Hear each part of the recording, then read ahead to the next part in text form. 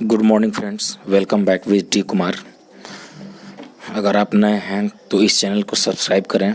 अगर आपको ये वीडियो हेल्पफुल लगे तो लाइक और शेयर करना ना भूलें। आइए, मेरी तरफ से ये 9वां सेट है और आज भी कंबाइंड ग्रेजुएट लेवल का ही सॉल्ट पेपर 2016 का देख रहे हैं। सो प्लीज़ कॉमन देखा जाए। First question is Jubilant. Jubilant का बताना है बेस्ट एक्सप्रेसेस, मतलब सिनोनिम्स बताना है। तो जुबिलेंट का मतलब खुश होता है।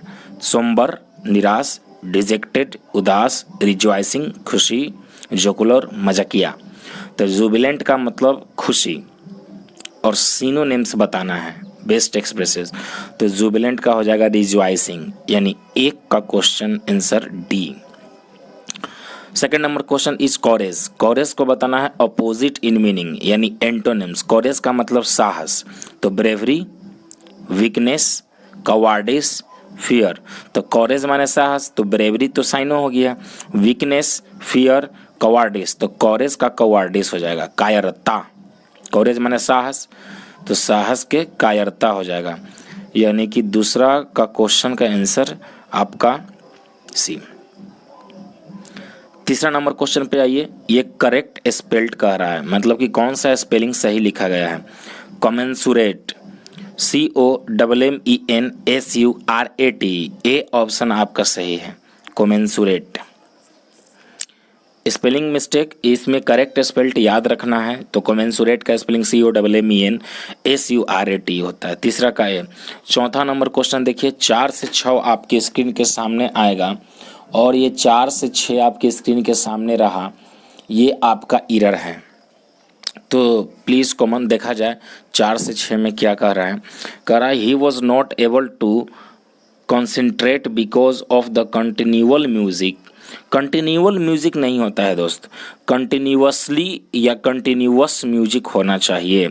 यहाँ एडजेक्टिव देना है, म्यूजिक के पहले एडजेक्टिव, तो कंटिन्यूअस म्यूजिक, लगातार। लगातार म्यूजिक कहेंगे तो कंटिन्यूअस म्यूजिक हो जाएगा, बाकी और जगह एरर नहीं है।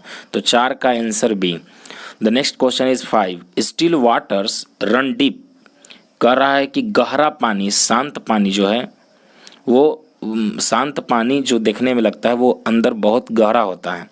बिल्कुल ये फैक्ट है, स्टूवन फैक्ट है, यूनिवर्सल ट्रूथ है, नो एरर है। सिंपल प्रेजेंट टेंस में लिखते हैं तो 5 का डी हो जाएगा। 6 नंबर क्वेश्चन पे आओ। The job is under the direct of miss, गलत बात। ये आप पोस्टर पर ऐड पर भी देखते होंगे, अंडर द डायरेक्शन ऑफ, और द हिंट कर रहा है कि हम डिटरमिनर हैं। हर एक डिटरमिनर नाउन लेता है और ये प्रीपोजिशन है, प्रीपोजिशन भी 2 नाउन को जोड़ता है। तो डायरेक्ट और मिस्टर जो नहीं, डायरेक्शन हो जाएगा, अंडर द डायरेक्शन ऑफ, यानी बी में एरर हो गया, 6 का बी। चलिए 7 से 9 आपकी स्क्रीन के सामने है फिलर। फिलर को देखना है और ध्यान से पकड़ना है with the help of grammar rule. 7 नंबर क्वेश्चन देखिए, pour the juice dash the glass. तो इनटू हो जाएगा। कह रहा है कि जूस को उड़े लो, गिलास में जूस को उड़े लो। तो उड़ेलना होता है पोर का मतलब हिलना डुलाना, तो यहाँ इनटू हो जाएगा क्योंकि गति मोशन का बोध कराएगा, तो इनटू आप फील कर दीजिए, यानी 7 का आंसर बी। 8 नंबर क्वेश्चन पे आओ। I have been dash this problem since noon. आप तो जानते ही हो has been, have been before होता है, तो I has been working. I has been, अब वर्क के साथ फोर लगता है प्रीपोजिशन, वर्क इनटू दे दिया, वर्क ऑन दे दिया और यहाँ वर्क फोर दिया है, तो वर्किंग फोर हो जाएगा, यानी कि 8 का आंसर सी होना चाहिए। चलिए 9 नंबर क्वेश्चन पे आइए please common. Sushma has a deep dash for drunkards. Sushma has a deep dash, deep क्या होगा? अच्छा, ए डिटरमिनर है, डिटरमिनर पक्का नाउन लेता है, डीप गहरा हो गया, तो यहाँ एक नाउन चाहिए, तो नाउन के रूप में हेटर्ड है। ईडी लग के ये एडजेक्टिव आप हर मत समझिएगा, हेटर्ड एक नाउन है। Sushma has a deep hatred, Sushma जो एकदम गहरी नफरत करने वाली है, जो शराबी है आदमी के लिए, तो हेटर्ड सही है। 9 का ए हो जाएगा। हेट तो ऑलरेडी वर्ब है, ये V4 है, और ये हेटेड, ये हेट माने घृणा करना, और यहाँ हेटर्ड ये नाउन के रूप में आया है, तो 9 का ए। अब आपकी स्क्रीन के सामने 10 से 12 क्वेश्चन आएगा प्लीज कॉमन, और ये 10 से 12 क्वेश्चन आपके सामने ये आया इडियम एंड फ्रेजेस का, यानी कि इसको आप बोल सकते हैं कहावतें हिंदी में। कॉच पोटैटो, कॉच पोटैटो वैसा पर्सन होता है जो एनी टाइम टाइम पास करता है बैठ के सोफा पर, या तो टीवी देखकर, धारावाहिक देखकर, या सोकर किसी भी तरह टाइम पास करता है, तो उसको कॉच पोटैटो कहते हैं। तो इसको बोल दीजिएगा बी में, a person who prefers to watch television. तो बी, जो बैठे बैठे भर दिन टेलीविजन देखता है, टाइम पास करता है, कुछ काम नहीं करता, उसको कॉच पोटैटो बोलते हैं। 11 नंबर क्वेश्चन पे आइए, carry the ball. Carry the ball का मतलब होता है चार्ज लेना, यानी बी हो जाएगा। कैरी द बॉल, देखिए ये सब इडियम फ्रेजेज है, याद रहेगा बनेगा, नहीं तो छूट जाएगा। तो याद तो करना पड़ेगा आपको, नए नए अच्छी अच्छी मैगजीन पढ़ना पड़ेगा, एडिटोरियल पढ़ना पड़ेगा, और सेट जैसे मार रहे हैं तो सेट में नया नया जो इडियम आ रहा है उसको आपको मगअप करना पड़ेगा, रिमेंबर रखना पड़ेगा, put in mind always. Carry the ball, carry the ball का मतलब होता है बी इन चार्ज, चार्ज में होना, चार्ज लेना। 12 नंबर क्वेश्चन पे, टर्न डाउन। टर्न डाउन का मतलब रिजेक्ट होता है। टर्न डाउन का मतलब रिजेक्ट, रिजेक्ट किस ऑप्शन में है, तो ए बी। अब आपके स्क्रीन के सामने आएगा, ऊपर में देखिए ए बी और ये सी। तो टर्न डाउन सी आ गया आपका रिजेक्ट। टर्न डाउन का मतलब क्या हो गया बाबू, ये रिजेक्ट हो गया। ओके, चलिए अब बात को समझिए, यहाँ रिजेक्ट हो गया। अब 13 से 15 के बीच में, आपका 13 से 15 के बीच में है क्या, वन वर्ड सब्स्टिट्यूशन, अनेक शब्द के एक शब्द। तो आइए देखिए, ध्यान से देखिए, one who copies from other writers, कह रहा है कि वैसा जो अदर राइटर को चोरी करता है उसको प्लेगरिस्ट बोलते हैं। याद रखिएगा, ये खूब पूछा है, PLAGIARIST। प्लेगरिस्ट का मतलब जो दूसरों के विचार, आइडिया या लिखी गई बात को चोरी करता है और राताराती छापने लगता है बुक्स, आइडिया को, तो उसको प्लेगरिस्ट बोलते हैं, यानी 13 का सी। 14 नंबर क्वेश्चन पे आओ, things that can be felt और टच, तो इसको पल्पेबल, पल्पेबल, ठीक है। पेंडेमिक माने महामारी, पोल्ट्री नहीं होगा, पल्पेबल हो जाएगा 14 का भी। 15 नंबर क्वेश्चन पे आइए, the scientific study of election. Scientific election को कहते हैं सिफोलॉजी। याद रखिएगा, पी से स्टार्ट होता है लेकिन सिफोलॉजी पढ़ते हैं, PSEPHO। जो इलेक्शंस का अध्ययन करता है, माने इलेक्शन के काउंटिंग करता है, चाणक्य नीति या जो भी हो, गणना करता है कि ये आएगा, ये जीतेगा, या इतना परसेंट वोट बीजेपी के, इतना परसेंट कांग्रेस को, तो उसको स्टडी, साइंटिफिक स्टडी को सिफोलॉजी, करने वालों को सिफोलॉजिस्ट बोलते हैं। ओके, तो 15 का सी। 16 से 20 आपकी स्क्रीन के सामने है। 16 से 20 आपका इम्प्रूवमेंट है। तो देखिए बात को समझिए, 16 से 20 में क्या कहने जा रहे हैं आप। आइए, 16 से 20 में क्या कह रहा है, 16 से 20 में कह रहा है, he enjoys to go on tours with his children. He enjoy, देखो तो एक आप समझे होंगे, अगर आप पढ़े होंगे इन्फिनिटिव, पार्टिसिपल और जेरंड, तो इसमें जानते भी होंगे और कोई टीचर पढ़ाए भी होंगे कि कुछ ऐसे वर्ब है जो डायरेक्ट इन्फिनिटिव लेते हैं। तो इंजॉय गोइंग हो जाएगा, यहाँ V4 का प्रयोग होगा। He enjoy going on tours, C. 17 में आओ, Sita was cooking in the kitchen when her husband was ringing the bell. देखिए बात को समझिए, ये आप टेंस में भी पढ़े होंगे कि एक टेंस अगर पास्ट कंटिन्यूअस में रहेगा तो अगला पास्ट इंडेफिनिट में रहेगा। तो यहाँ क्या हो जाएगा, रैंग हो जाएगा। Sita was cooking in the kitchen, Sita जो थी वो खाना बना रही थी किचन में, जब, कब, तो when he her husband rang the bell, जब उसके हस्बैंड ने दरवाजा की घंटी बजाई। तो ये पास्ट टेंस होगा, एक तरफ V2 का प्रयोग, एक तरफ कंटिन्यूअस टेंस का प्रयोग, ये भी पढ़ाते हैं हम और आप जानते भी होंगे। तो 17 का सी। 18 नंबर क्वेश्चन पे, if the room had been brighter I would have able to read the wild before bed time. If the room had been better, सही है, नो इम्प्रूवमेंट होगा इसका। If the room had better होता अच्छा रहा, brighter, had been लगा दिया, इधर हैव बीन एबल है।